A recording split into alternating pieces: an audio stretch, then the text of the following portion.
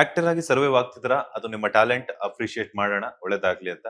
But acting ಅಂತ choose ಮಾಡ್ಕೊಂಡ್ಮೇಲೆ ಕೆಲವೊಂದು ಮೈನಸ್ ಪಾಯಿಂಟ್ಸ್ ಇರುತ್ತೆ ನಮ್ಗಳಿಗೆ. ಫಿನಾನ್ಷಿಯಲಿ ಫಿಟ್ ಇರೋದಿಲ್ಲ. ನಮ್ಗೆ ಏನಾದ್ರೂ ಒಂದು ಆಸ್ತಿ ಪಾಸ್ತಿ ಮಾಡ್ಕೋಬೇಕು ಅಂತಂದ್ರೆ ಎಷ್ಟೇ ದುಡ್ಡು ಬಂದ್ರು ಕೂಡ ನಮ್ ಡ್ರೆಸ್ಸಿಂಗ್ಸ್ ಆಗಿರ್ಬೋದು, ನಮ್ಮ ಡೇಟ್ಸ್ ಆಗಿರ್ಬೋದು, ಮತ್ತೊಂದು ಜಿಮ್ ಶೂಟ್ ಅದು ಇದಕ್ಕೆಲ್ಲ ಖರ್ಚು ಮಾಡ್ತೀವಿ. ಸೊ ಆಕ್ಟಿಂಗ್ ಬಿಟ್ಟು ಬೇರೆ ಯಾವ ಪ್ರೊಫೆಷನ್ ನ ಬ್ಯಾಕ್ ಎಂಡ್ ಆಗಿ ಇಟ್ಕೋಬೇಕು ಅಂತ ಪ್ಲಾನ್ಸ್ ಇದೆ ಅಂತ? ಅಂದ್ರೆ ಆಲ್ರೆಡಿ ಹೋಟೆಲ್ ಮಾಡಿದೀನಿ. ಅಂದ್ರೆ ನಮ್ಮ ಮಂಗಳೂರಲ್ಲಿ ಮೂಡುಬಿದಿರೆಯಲ್ಲಿ ದೊನ್ನೆ ಬಿರಿಯಾನಿ ಅಂತ, ರಾಯಲ್ ದೊನ್ನೆ ಬಿರಿಯಾನಿ ಅಂತ. ಸೊ ಆ ಹೋಟೆಲ್ ನ ನಮ್ಮ ಅಣ್ಣ ನಡೆಸ್ಕೊಂಡು ಹೋಗ್ತಿದ್ದಾರೆ. ನಿಮಗೆ ಈ ಫೀಲ್ಡ್ ಎಂಟ್ರಿ ಆದಾಗ ಒಂದು ಬ್ಯಾಕಪ್ ಬೇಕೇ ಇರುತ್ತೆ. ಸೊ ಹಾಗಾಗಿ ವೆರಿ ರೀಸೆಂಟ್ಲಿ 1.5 year ಬ್ಯಾಕ್ ಆ ಹೋಟೆಲ್ ಮಾಡಿದ್ವಿ. ಸೊ ಅಣ್ಣ ನೋಡ್ಕೊಂಡಿದ್ದಾರೆ. ಸೊ ಅದೇ ತರ ಇನ್ನೊಂದು ಇನ್ವೆಸ್ಟ್ಮೆಂಟ್ ಪ್ಲಾನ್ ಸ್ವಲ್ಪ ಜಾಸ್ತಿ ಇದೆ. ಲೈಕ್ ಇನ್ನೊಂದು ಏನಾದ್ರು ಹೋಟೆಲು ಅಥವಾ ನನಗೆ ಕ್ಲೋದಿಂಗ್ ಅಂತ ತುಂಬಾ ಇಷ್ಟ, ಬಟ್ಟೆ ಅಂದ್ರೆ ಸಿಕ್ಕಾಪಟ್ಟೆ ಇಷ್ಟ. ಸೊ ನಂದೇ ಆದಂತ ಒಂದು ಬ್ರ್ಯಾಂಡಿಂಗ್ ಅಲ್ಲಿ ಬಟ್ಟೆ ಮಾಡ್ಬೇಕು ಅಂತ ತುಂಬಾನೇ ಆಸೆ ಇದೆ. ಸೊ ಮಾಡೆಲಿಂಗ್ ಫೀಲ್ಡ್ ಅಲ್ಲಿ ಇದ್ದಿದ್ರಿಂದ ಸ್ವಲ್ಪ ಫ್ಯಾಷನ್ ಸೆನ್ಸ್ ಸ್ವಲ್ಪ ಇದೆ. ಸೊ ಹಾಗಾಗಿ ಅದರಲ್ಲಿ ಏನಾದ್ರು ಮಾಡ್ಬೇಕಂತ ಒಂದು ಆಸೆ ಇದೆ. Let see in future. ನನಗೆ ಯಾವಾಗ ಕೊಡ್ತೀರಾ? ನೀವು ವಿಯರ್ ಮಾಡಿರುವಂತ ಯಾವ್ದಾದ್ರು ಒಂದು ಜಾಕೆಟ್ ಬೇಕು ನನಗೆ. ಕೊಡೋಣ 100%. ನೆಕ್ಸ್ಟ್ ಯಾವ ಸಿಗ್ತೀವಿ ಡೆಫಿನೆಟ್ ಆಗಿ ಕೊಡ್ತೀನಿ. ಈಗ ನೋಡ್ತಿರ್ತೀನಿ ಇವ್ರ ಎಲ್ಲಿಂದ ಸಿಗುತ್ತಪ್ಪೋ ಇವ್ರಿಗೆ ಅಂದ್ರೆ ಐ ಡೂ ಕಸ್ಟಮೈಸ್. ಇವಾಗ ಫಾರ್ ಎಕ್ಸಾಂಪಲ್ ಒಂದು ಜಾಕೆಟ್ ತಗೊಂಡ್ರೆ ನನ್ನ ಫ್ರೆಂಡ್ ಒಬ್ರು ಇದಾರೆ. ಸೊ ಅವ್ರ ಹತ್ರ ಒಂದು ಡಿಸೈನ್ ಕೊಡ್ತೀನಿ. ಸೊ ಈ ತರ ಡಿಸೈನ್ ಮಾಡ್ಕೊಡಿ ಅಂತ. ಅಂದ್ರೆ ನೀವೇ ಓನ್ ಆಗಿ ಎಲ್ಲ ಅವ್ರಿಗೆ ಹೇಳ್ತೀರಾ? ಹಿಂಗೆ ಹೇಳ್ತೀನಿ, ಅಂದ್ರೆ ಈ ತರ ಬೇಕು. ಅಂಡ್ ಮುಂಚೆ ಯಾವ ತರ ಮಾಡ್ತಿದ್ದೆ, ಇವನ್ ಬ್ಲೇಸರ್ ನಾನು ಡಿಸೈನ್ ಮಾಡ್ತಿದ್ದೆ. ಈ ಕಲರೇ ಬೇಕು, ಈ ಕಾಂಬಿನೇಷನ್ ಬೇಕು. ಸೊ ಆ ತರ ಜಾಸ್ತಿ ವರ್ಕ್ ಮಾಡ್ತಿದ್ದೆ. ಇವನ್ ಇವಾಗ್ಲೂ ಅಷ್ಟೇ, ಎಲ್ಲ ಶಾಪಿಂಗ್ ಹೋದ್ರೆ ಒಂದ್ ಬಟ್ಟೆ ಅದು ಕಾಂಬಿನೇಷನ್ ನಾನು ಸೆಲೆಕ್ಟ್ ಮಾಡಿ ತಗೋತೀನಿ. ಒಂದ್ ಜಾಕೆಟ್ ಅಂದ್ರೆ ಬರೀ ಜಾಕೆಟ್ ಅಲ್ಲ, I C the combination of it with shoes. So ಅದನ್ನೆಲ್ಲ ನೋಡಿ ಅದನ್ನ ಬೈ ಮಾಡೋದು. ಅದೆಲ್ಲ ಹೋಗುತ್ತೆ ಅಂದ್ರೆ ಹಾಕೋತೀನಿ ಆ ತರ. ನನಗೆ ಅದೇ ನೋಡ್ತಿದ್ನಲ್ಲ, ಬಿಕಾಸ್ ಹೈಟ್ ಇರೋಂತವ್ರಿಗೆ ಶೂಸ್ ಸಿಗಲ್ಲ, ಹುಡುಕಬೇಕು. ಸಿಕ್ಕಿದ್ರು ಕೂಡ ಒಂದೇ ತರ ಶೂಸ್ ಹಾಕ್ಬೇಕು ಅಂದ್ರೆ ಬೋರ್ ಹೊಡಿಯುತ್ತೆ. ಬಟ್ಟೆ ಹುಡುಕ್ಬೇಕು, ಒಂದೇ ತರ ಹಾಕ್ಬೇಕು ಅಂದ್ರೂ ಬೋರ್ ಹೊಡಿಯುತ್ತೆ. ಬಟ್ ನನ್ನ ಆಪ್ಷನ್ ಆ ತರ ಇಲ್ಲ. You can see all the collections. ಅಂದ್ರೆ ಏನಾಗುತ್ತೆ ಅಂದ್ರೆ ಡೇ ಬೈ ಡೇ ನಾವು ಪ್ರತಿದಿನ ನಾವು ಆನ್ ಸ್ಕ್ರೀನ್ ಬಂದಾಗ ಏನಾಗುತ್ತೆ ಅಂದ್ರೆ ನಾವು ಅದೇ ತರ ಹೊಸದಂತಲ್ಲಿ ನಾವು ಕಾಣಿಸ್ಕೋಬೇಕಾಗುತ್ತೆ. ಸೊ ಅಂತ ಟೈಮಲ್ಲೆಲ್ಲ ಹೆಂಗ್ ಅನ್ಸುತ್ತೆ? ಅಂದ್ರೆ ಅಪ್ಡೇಟ್ ಆಗ್ಲೇಬೇಕು. ಯಾಕಂದ್ರೆ ನಮಗೆ ಮೇನ್ ಹೇಳ್ಕೊಟ್ಟಿರೋದು ಫಸ್ಟ್ ಆಫ್ ಆಲ್ ನಮ್ಗೆ ಈ ತರ ಪ್ರಿಂಟ್ ಹಾಕಂಗಿಲ್ಲ. ಮಾಡೆಲಿಂಗ್ ಫೀಲ್ಡ್ ಅಲ್ಲಿ ಇದ್ದಾಗ ಈ ತರ ಪ್ರಿಂಟೆಡ್ ಆಗಿರ್ಬೋದು ಅಥವಾ ಯಾವ್ದಾದ್ರು ಲೋಗೋ ಇರೋದು ಅದೆಲ್ಲ ಹಾಕಂಗಿಲ್ಲ ನಮ್ಗೆ. ಸೊ ಅಲ್ಲಿ ಯಾವ ತರ ಅಂದ್ರೆ ಮೈಂಡ್ ಸೆಟ್ ನಮ್ಗೆ ಸೆಟ್ ಮಾಡೋದು, ಮಿಸ್ಟರ್ ದುಬೈ ಮಾಡ್ಬೇಕಾದ್ರೆ ನೀವ್ ಯಾವ್ದಾದ್ರು ಒಂದು ರ್ಯಾಂಪ್ ವಾಕ್ ಅಂತ ಹೋದಾಗ ಅಲ್ಲಿ ಒಂದು ಬಟ್ಟೆ ಇರುತ್ತೆ. ಸೊ ಅಲ್ಲಿ ಆ ಬಟ್ಟೆ ನಿಮ್ಗೆ ಸೆಟ್ ಆದ್ರೆ ಯು ಕ್ಯಾನ್ ವಾಕ್. ಇವಾಗ ಇಲ್ಲಿ ಇಂಡಸ್ಟ್ರಿಯಲ್ಲಿ ಫಿಟ್ನೆಸ್ ಇದ್ರೆ ಯಾವ ತರ ನಮ್ಗೆ ಸಿಗುತ್ತೆ, ರೋಲ್ ಬೇಸ್ಡ್ ಯಾವ ತರ ಫಿಟ್ ಆಗ್ಬೇಕು ಅಥವಾ ಆ ತರ ಒಂದು ಇದ್ದಾಗ ಅಲ್ಲಿ ನಿಮ್ ಪರ್ಸನಾಲಿಟಿನ ಈ ತರ ಒಂದು ಫಿಟ್ ಇರುತ್ತೆ. ಸೊ ನಿಮ್ ಬಾಡಿ ಮೆಜರ್ ಹಿಂಗೆ ಇರಬೇಕು, ಶೋಲ್ಡರ್ ಇಷ್ಟೇ ಇರಬೇಕು. ಸೊ ಅದನ್ನ ನಾವು ಮೇಂಟೈನ್ ಮಾಡ್ಲೇಬೇಕು. ಅದ್ ಮೇಂಟೈನ್ ಇದ್ದಾಗ್ಲಿ ನೀವು ರ್ಯಾಂಪ್ ಅಲ್ಲಿ ವಾಕ್ ಮಾಡಕ್ ಸಾಧ್ಯ. ಸೊ ಆ ತರ ಇದ್ದಾಗ ನೀವು ನಿಮ್ ಬಾಡಿ ಮೇಲೆ ಜಾಸ್ತಿ ಕಾನ್ಸಂಟ್ರೇಟ್ ಮಾಡ್ತೀರಾ. ಅಂಡ್ ಅಪ್ಡೇಟೆಡ್ ಫ್ಯಾಷನ್ ಬಗ್ಗೆ ಸ್ವಲ್ಪ ಅಪ್ಡೇಟ್ ಇಟ್ಕೋತೀರಾ. ಸೊ ಅದಕ್ಕೆ ತಕ್ಕನಂಗೆ ನೀವು ಚೇಂಜ್ ಆಗ್ತಾ ಇರ್ತೀರಾ. ಸೊ ಅದು ನನಗೆ ತುಂಬಾ ಪ್ಲಸ್ ಆಯ್ತು. ಯಾಕಂದ್ರೆ ಆ ಇಂಡಸ್ಟ್ರಿ ಏನಿದೆ ಅದು ನನಗೆ ತುಂಬಾ ಪ್ಲಸ್ ಆಯ್ತು. ಯಾಕಂದ್ರೆ ಅಲ್ಲಿಂದ ನಾನು ಕಲ್ತ್ಕೊಂಡ್ ಬಂದೆ. ಸೊ ಇನ್ನೊಂದು, ನಿಮ್ ಪರ್ಸನಾಲಿಟಿ ಇರ್ಬೇಕಾದ್ರೆ ನೀವು ಯಾವ ಬಟ್ಟೆ ಹಾಕಿದ್ರು ಚೆನ್ನಾಗಿ ಕಾಣಿಸುತ್ತೆ. ಸೊ ಜಾಸ್ತಿ ಆಡ್ ಆಗಿ ಕಾಣಿಸಲ್ಲ. ಇವಾಗ ನೀವು ಅಷ್ಟೇ, ನೀವು ಕರೆಕ್ಟ್ ಆಗಿ ಕಲರ್ ಕಾಂಬಿನೇಷನ್ ಹಾಕಿದ್ರೆ ಯು ಲುಕ್ ಫ್ಯಾನ್. ಇವಾಗ್ಲೂ ಚೆನ್ನಾಗಿ ಕಾಣಿಸ್ತಿದ್ದೀರಿ. ಹೇಳಿದ್ರು ಬಿಡಿ, ಮಗ ಸರಿ ಇಲ್ಲ. And it's not like that. ಇವಾಗ ಯಾರು ಚೆನ್ನಾಗಿ ಕಾಣಿಸಲ್ಲ ಅಂತಲ್ಲ. ಇಟ್ ಈಸ್ ಜಸ್ಟ್ ದ ಬಟ್ಟೆ ನಾವ್ ಏನ್ ಹಾಕ್ತಿವಿ ಅದಷ್ಟೇ. ಇವಾಗ ಒಂದ್ ಸ್ಟೈಲಿಂಗ್ ಅಂತ ಹೇಳ್ತೀವಿ. ಸ್ಟೈಲಿಂಗ್ ಅಂದ್ರೆ ಬ್ರಾಂಡೆಡ್ ಬಟ್ಟೆನ ಹಾಕ್ಬೇಕು ಅಂತ ಏನಿಲ್ಲ.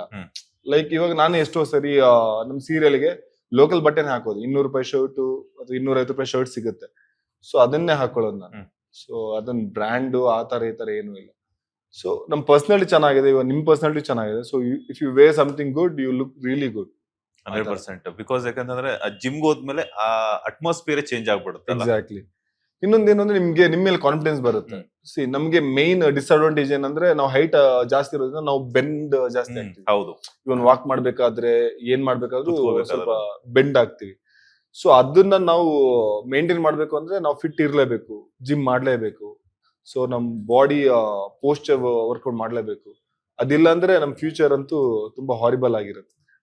ಈಗ ಇಂಡಸ್ಟ್ರಿ ಅಂದ ತಕ್ಷಣ ಕೆಲವ್ರಿಗೆ ಏನಾಗ್ಬಿಡುತ್ತೆ ಅಂತಂದ್ರೆ ಬ್ಯಾಕ್ ಟು ಬ್ಯಾಕ್ ಏನಾದ್ರೂ ಒಂದಷ್ಟು ಪ್ರಾಬ್ಲಮ್ಸ್ ಬಂದೇ ಬರುತ್ತೆ. ನಿಮಗೆ ಅಫ್ಕೋರ್ಸ್ ನೀವ್ ಆಗ್ಲೇನೆ ಹೇಳಿದ್ರಿ ಕೂಡ, ಹುಟ್ಟಾನೆ ಚಿನ್ನ ಸ್ಪೂನ್ ಇಟ್ಕೊಂಡ್ ಬಂದಿರುವಂತನಲ್ಲ, ಇಂಡಸ್ಟ್ರಿಯಲ್ಲಿ ಯಾವುದೇ ಬ್ಯಾಕ್ ಗ್ರೌಂಡ್ ಇಲ್ಲದೆ ಬಂದಿರುವಂತ ಅಂತ ಹೇಳ್ಬಿಟ್ಟು ಒಂದಷ್ಟು ಅವಕಾಶಗಳನ್ನು ಕೂಡ ಕಳ್ಕೊಂಡಾಗಂದ್ರೆ ಸೊ ನಮ್ಗೆ ಇಂಡಸ್ಟ್ರಿನೇ ಬೇಡ ಅಂತ ಅನ್ಸಿದ್ದುಂಟ ಯಾವತ್ತಾದ್ರೂ?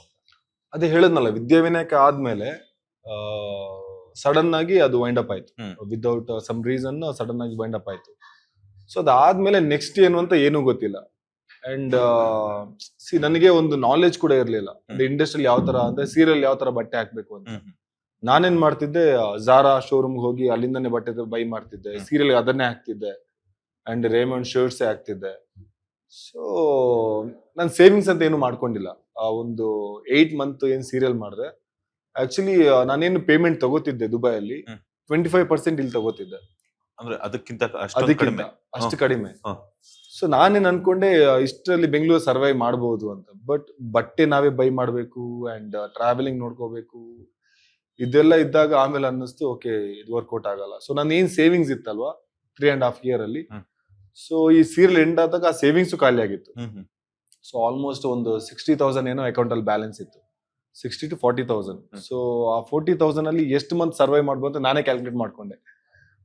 ಫಾರ್ ಎಕ್ಸಾಂಪಲ್ ರೆಂಟು, ಅದು ನನ್ನ ರೂಮ್ ಫ್ರೆಂಡ್ ಜೊತೆ ಶೇರಿಂಗ್ ಇದ್ದಿದ್ದು, ಫುಡ್, ಅದ್ರ ಜೊತೆಗೆ ಮತ್ತೆ ದುಬೈ ಹೋಗ್ಬೇಕಂದ್ರೆ ಆ ಎಕ್ಸ್ಪೆನ್ಸಿವ್ ಫ್ಲೈಟ್ ಟಿಕೆಟ್.